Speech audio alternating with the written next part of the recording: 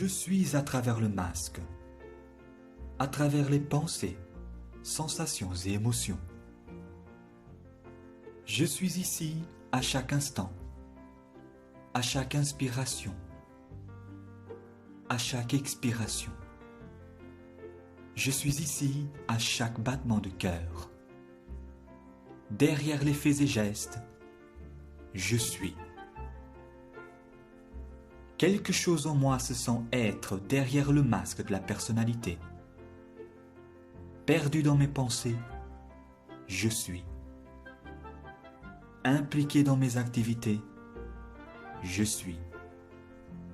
Emporté dans le courant de mes émotions, je suis.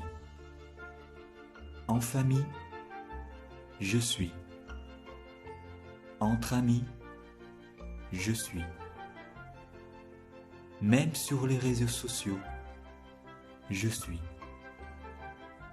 Le sentiment d'être est la chose la plus précieuse qui soit. Et nous faisons beaucoup d'efforts et élaborons diverses stratégies afin de nous assurer d'être quelque chose à laquelle on s'identifie. Si on analyse honnêtement notre vie, nous cherchons toujours à être quelque chose. De préférence quelque chose d'unique. Ainsi naissent les divers masques joliment décorés que l'on exhibe en société. Il n'est pas rare de manquer d'amour envers soi-même, et alors que l'on trouve une idole qui semble briller de joie à goûter son existence, nous voulons être comme cette idole. La crise identitaire, sous quelque forme qu'il soit, naît de ce besoin profond et inaccompli d'exister à travers un masque que l'on veut unique. Ainsi, nous vivons dans une spirale de masques et de contre-masques qui nous gâtent même dans les caprices les plus fous. Des communautés naissent, des combats communs surgissent. On se sent alors appartenir à un groupe.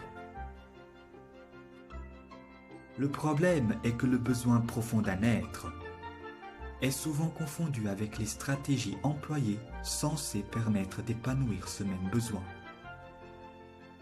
Prenons l'exemple de la paix. La paix est un besoin profond que nous cherchons tous à épanouir.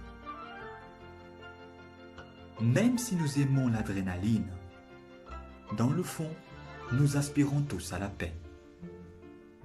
Mais l'humanité est fragmentée par les diverses stratégies qui se veulent être la solution pour atteindre cette paix. Réfléchissons à cela. Porter des masques qui scénarisent notre vie n'est pas un problème. C'est même le jeu de la vie. Croire que nous sommes ces masques est le problème.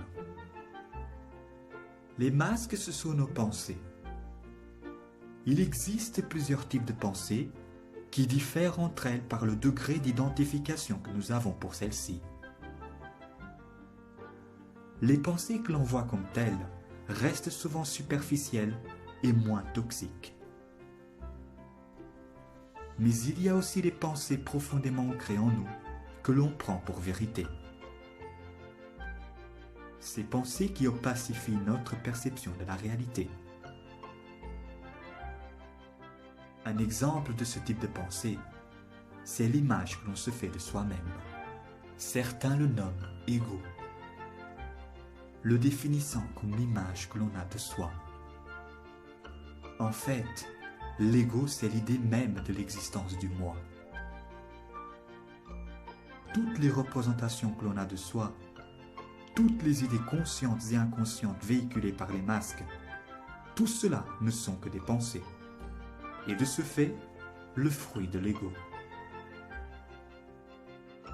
Comprenez bien que même les images les plus ancrées de vous-même ne sont que le produit de pensées. La pensée est une manifestation éphémère se produisant dans l'intellect. L'être qui nous anime au plus profond de nous dépasse tout cela. Le théâtre de la vie est un carrousel d'émotions, sensations et de pensées incessantes. À force de tourner en rond sans repère fixe de qui nous sommes réellement, nous finissons par souffrir, perdus dans ce drame théâtral qu'est la vie.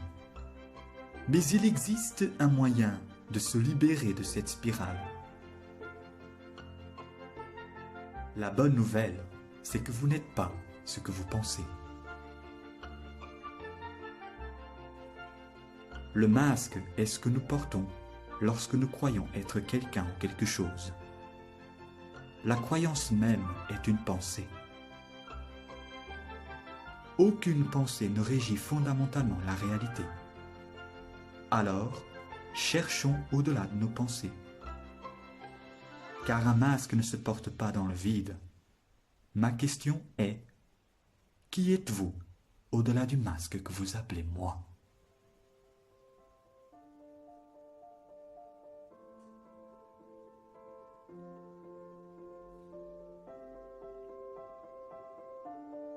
Douter est la première étape dans ce chemin de libération. Nous devons douter de tout ce dont nous prenons pour vérité. Tout sans exception. Même ce que je vous dis à l'instant. Doutez des belles paroles dites par de bons orateurs. Doutez même des enseignements religieux. Tout en gardant le doute, il est important d'observer le monde qui nous entoure. Observer les manifestations extérieures et intérieures. Observer la nature sous toutes les formes. Observer la nature même de ces pensées qui constituent le squelette de toute croyance. Observer sans juger. Admirez le spectacle de la vie. Une fois prêt, tournez votre attention vers le percevant des sensations, pensées et émotions. Qui voit cette vidéo? Qui entend mes paroles? Qui perçoit à travers le masque? Qui perçoit derrière le masque? Si des réponses surgissent, sachez que ce sont des pensées. Vous n'êtes pas vos pensées. Alors, contemplez ces pensées sans vous y identifier. Tournez votre attention vers la source même qui perçoit ces pensées. Qui est cette source? Qui perçoit le monde? Qui voit le monde? Persistez. D'autres pensées et d'autres émotions surgiront. Persistez. Quelque chose perçoit le monde à travers le masque de l'ego.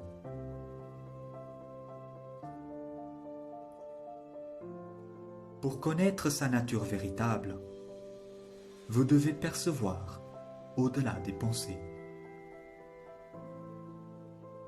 Vous devrez persister. Explorez qui vous êtes réellement au-delà du masque que vous appelez moi. Ceci se fait par la méditation. Si vous ne savez pas ce qu'est la méditation, sachez que tourner son attention vers le percevant des sensations, pensées et des émotions, c'est ça la méditation. Il arrive que l'humain cherche le sens de la vie, cherchant Dieu dans le monde, à travers diverses philosophies et religions. Chercher Dieu à l'extérieur de soi, c'est comme faire la guerre pour avoir la paix. En réalité, pour connaître Dieu, vous devez connaître l'esprit, Si vous connaissez l'esprit qui vous anime, alors vous connaissez Dieu.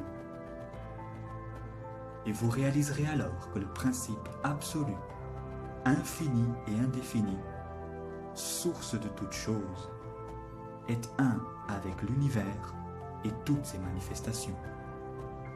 Il n'existe qu'une seule conscience, s'exprimant à travers la vie sous toutes les formes. L'unique, se vivant dans le multiple, dans le seul but de vivre. Je suis la vague. Le Dieu que je cherche est l'océan. L'esprit est l'eau qui unit toutes les vagues à l'océan. L'eau compose les vagues et l'océan. Stop. Stop. Arrête. Si vous croyez ce que je vous dis, vous n'avez rien compris. Nous devons être capables de mettre de côté nos dogmes et croyances afin d'explorer l'inconnu. Seulement ainsi, votre véritable nature sera révélée. Mais il ne s'agit pas du tout d'un phénomène qui se produirait.